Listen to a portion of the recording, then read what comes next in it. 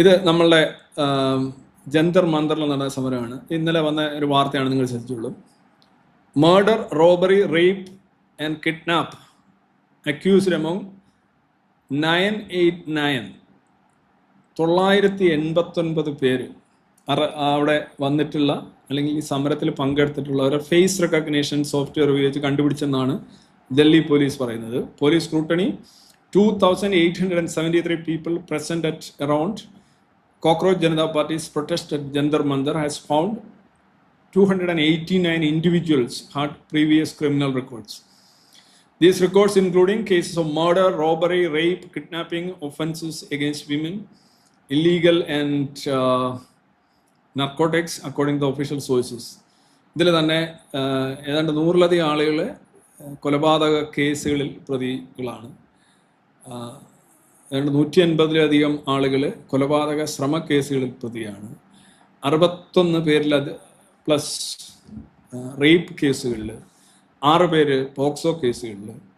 അങ്ങനെ ഒരു വലിയൊരു ഡൽഹിയിലുള്ള അല്ലെങ്കിൽ ചുറ്റുപാടുള്ള ഈ വാണ്ടഡ് ആയിട്ടുള്ള അല്ലെങ്കിൽ അക്യൂസ്ഡ് ആയിട്ടുള്ള ആളുകളുടെ ഒരു സമ്മേളനം കൂടിയായിരുന്നു അത്. അപ്പം ചോദിക്കും, ഇങ്ങനെയുള്ളവർക്കൊന്നും ഇവരൊന്നും ശിക്ഷിക്കപ്പെട്ടവരല്ലല്ലോ, ഇവർക്കൊന്നും ഒരു സമരത്തിൽ പങ്കെടുത്തുകൂടെ? അവരുകൂടെ പങ്കെടുക്കുന്നതല്ലേ ഈ സമരത്തിൻ്റെ ബ്യൂട്ടി എന്ന് പറയുന്നത്. അവരുകൂടി പങ്കെടുക്കുന്നതാണ് സമരത്തിൻ്റെ ബ്യൂട്ടി. കാരണം അവർ അക്യൂസ്ഡ് ആണ്, അവർ ശിക്ഷിക്കപ്പെട്ടവരല്ല. പക്ഷെ ഇതിനകത്തൊരു കാര്യം ശ്രദ്ധിക്കേണ്ടതുള്ളത്, ഇത്രയധികം ആളുകൾ സാധാരണ ഇതിൽ ഈ ഒരു ബാക്ക്ഗ്രൗണ്ട് ഉള്ളവർ, ഇവർ ഇത് നോക്കുക, 2800 ഒരു കണക്ക് നോക്കുക, 2873 people with the criminal records identifies students protest site pro bono. അന്വേഷണം നടക്കുന്നു പറഞ്ഞു. 2873 ആളുകളെ പരിശോധിച്ചതിൽ നിന്നായിരിക്കാം ഒരുപക്ഷെ. പക്ഷേ ഇതിനകത്ത് പറയുന്നത് Delhi police identify 2,873 people with the criminal records as students. അപ്പം നിയർ FIR ആകാം. പക്ഷേ ഇത് നോക്ക്, 989 murder, robbery, rape and kidnapping ആണ്. എന്തായാലും അവിടെ പങ്കെടുത്ത ആളുകളുടെ എണ്ണം വെച്ച് നോക്കുകയാണെങ്കിലും ഇപ്പോൾ out of these 2,873 individuals 989 have past records of serious crimes. അതെ, ഇത്രയും പേർക്ക് സാധാരണ രീതിയിൽ കേസുകളുണ്ട്. ബാക്കി ഈ സീരിയസ് ക്രൈം നോക്കിയാൽ മതി. 289 101 murder, 62 attempted murder, 284 robbery, dacoity, 61 rape, 6 offence under POCSO എല്ലാം ഉണ്ട്.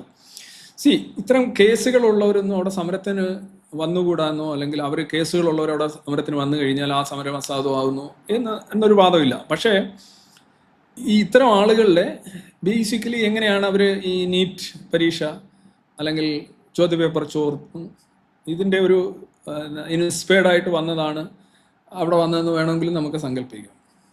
ഓക്കെ, ബട്ട് ഹൗ മെനി, ഇത്രയും സോ മെനി ആൾക്കാർ ഇങ്ങനെ ഒരു ബാക്ക്ഗ്രൗണ്ട് ഉള്ളവർ ഒരു സ്ഥലത്ത്, പർട്ടിക്കുലർ സ്ഥലത്ത് ഒരു സമരത്തിൻ്റെ പിന്നിൽ വരുമ്പോൾ ആ സമരം എങ്ങോട്ട് പോകാൻ സാധ്യതയുണ്ട് എന്നുള്ളത് വളരെ വ്യക്തം. ബംഗ്ലാദേശിൽ 1400 പേരോളമാണ് കൊല്ലപ്പെട്ടത്. 1400 ജീവൻ, പ്രഷ്യസ് ആയിട്ടുള്ള ജീവൻ. ഇതിൻ്റെ അന്വേഷണം നടക്കുക. എന്തായാലും ഈ തുർക്കിയിൽ നടന്ന സമരത്തിലോ ഡൽഹിയിൽ നടന്ന സമരത്തിലോ ആർക്കും ജീവൻ നഷ്ടപ്പെട്ടിട്ടില്ല.